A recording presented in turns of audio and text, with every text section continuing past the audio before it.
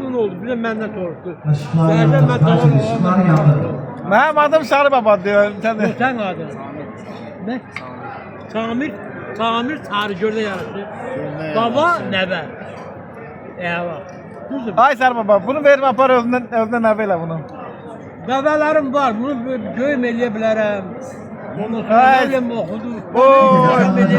Verən qohum ola bilər, qohum. Qohum ola bilər. Nəvəsini verə bilər. Nəvəm verə bilər. Allah sənin canını söyləsin, ay Sarı Nasıl Baba. nəvəm burada yürüstü oxuyur, he? Sən söyle. Bir başkan da insan narazı. Bir qardaşlar. Bir yürüstü oxuyur. Nasıl?